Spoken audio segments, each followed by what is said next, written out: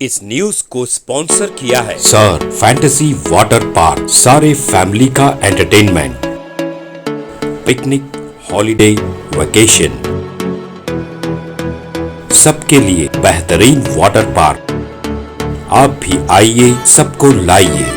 Sir fantasy water park, address बीरनकपो near Gaushavali Dargah, KGF, Karnataka. Contact details 9483444290, 9480107826।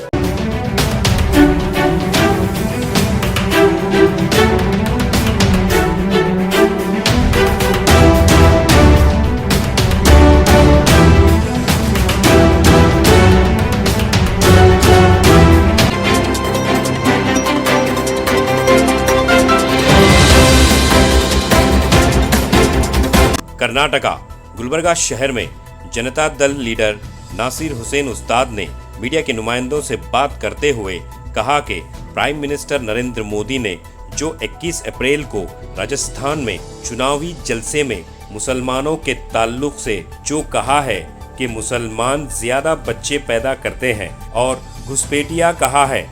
Nasir Hussain उस्ताद ने मजीद कहा कि नरेंद्र मोदी के माँ बाप को 6 बच्चे हैं और उनके दादा को 7 बच्चे थे, तो मोदी ने ये बात कहकर खुद अपने दादा और माँ बाप को शर्मसार किया है। मीडिया के नुमाइंदों के सवालात का जवाब देते हुए नासिर हुसैन उस्ताद ने कहा कि वो जनता दल और कुमारस्वामी के साथ हैं, मगर मुसलमानों के ताल्लुक से मोदी के बयान को लेकर उन्होंने वाज़ेह किया कि इस बार बीजेपी का विरोध करेंगे। नासिर हुसैन उस्ताद ने गुलबर्गा शहर को गंगा जमुना तहजीब का गहवारा कहा।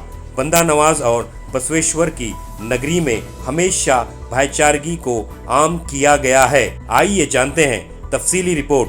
Bureau report, अतराफ TV Urdu news. Hindustan में लोकसभा के इंतखाबात का आगाज हुआ है। 21 तारीख को इस मुल्क के प्राइम मिनिस्टर नरेंद्र मोदी की तकरीर मैं समझता हूं कि हिंदुस्तान के सोशल फैब्रिक को तोड़ने का काम कर रही है। जिस तरीके से उन्होंने मुसलमानों के खिलाफ जिन लफ्जों का इस्तेमाल किया है, घुसपैठिया, बच्चे पैदा करने वाले, इस तरीके की तकरीर, इस तरीके की जबान एक ग्राम पंचायत मेंबर को भी शोभा नहीं देती। हिंदुस्तान के प्राइम मिनिस्टर 10 साल मुसलसल रहने के बाद आज मुसलमानों के खिलाफ इस तरह के अल्फाज जो नरेंद्र मोदी इस्तेमाल कर रहे हैं, ये हिंदुस्तान के जमहूरियत को, हिंदुस्तान की शनाख्त को, हिंदुस्तान के प्राइम मिनिस्टर के उस ओहदे की बेइज्जती वो कर रहे हैं। ये नाकाबिले बर्दाश्त है। हम इसकी मजम्मत करते हैं और पूछना चाहते हैं, ये जो बातें वो कर रहे हैं बच्चा पैदा करने वाले, नरेंद्र मोदी से मैं सीधा सवाल पूछना चाहता हूं कि उनके वालिद को कितने भाई थे? उनके दादा के 7 बच्चे, नरेंद्र मोदी के वालिद के वालिदा के 6 बच्चे। आज जो भारतीय जनता पार्टी के नंबर 2 अमित शाह, उसके कितने बच्चे उनके वालिद के? ये जो योगी है, उसके वालिद को कितने बच्चे? बात करने से पहले अपनी गिरेबान में झांकना चाहिए।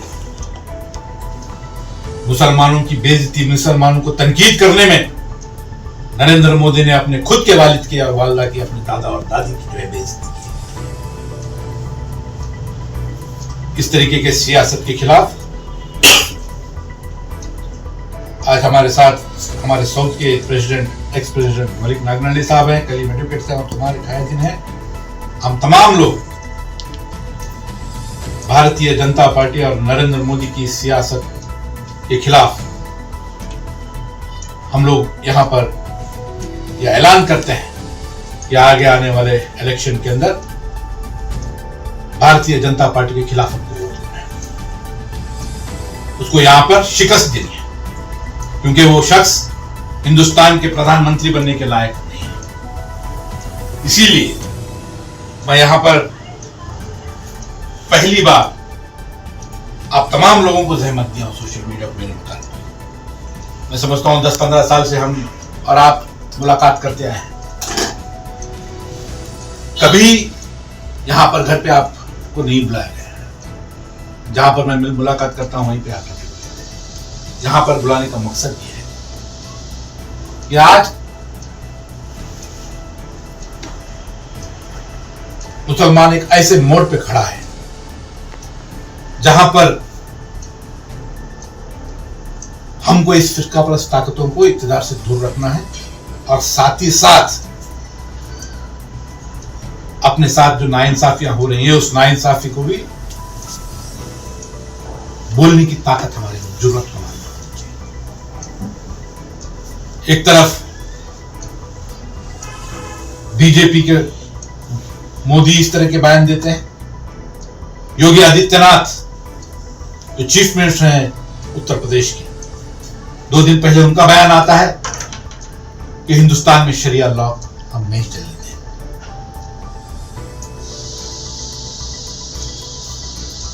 हिंदुस्तान में रहने वाले हर शख्स को, हर मजहब के मानने वाले को अपने अपने धर्म के साथ,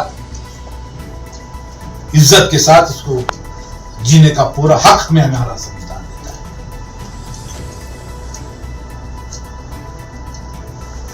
अब की बार 400 पार, मुसलमानों को तकलीफ देने के लिए तुमको 400 सीटों की जरूरत नहीं है। मुसलमानों के खिलाफ काम करने के लिए आपको 400 सीटों की जरूरत नहीं है। 272 काफी है इक़्तिदार में आने के लिए और मुसलमानों के खिलाफ जो आपका एजेंडा है वो एजेंडा को आगे बढ़ाने के लिए। मगर ये 400 पार है, ये 400 पार हिंदुस्तान के संविधान को बदलने के लिए।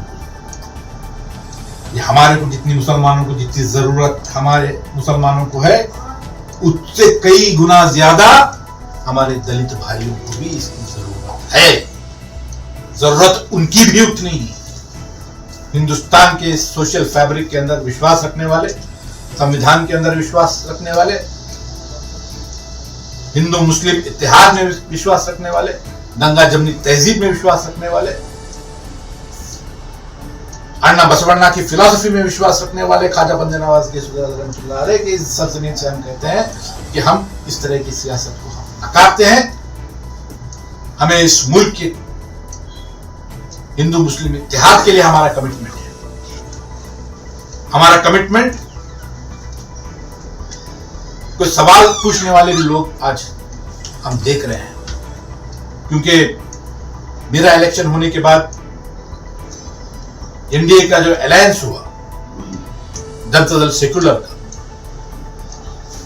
जिस दिन वो अलायंस का अनाउंसमेंट हुआ उसी दिन हमारे तमाम साथियों ने हमने मीटिंग की। हमने इसके खिलाफ हमने नाराजगी का इजहार किया।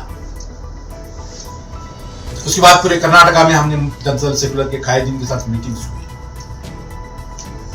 गुलबर्गा पहला शहर है कर्नाटका का जहां पर खुलकर हमने इस अलायंस के खिलाफ अपने आवाज बुलंद की। जीडीएस के पूरे कायदीन हमारे पास आए थे। नबी साहब आए थे, मोहित अल्ताफ साहब आए थे, मुनाफ साहब आए थे, हवेली से लोग आए थे। हमने साफ तौर पर हमने बीजेपी के साथ जाने से हमने इनकार किया था।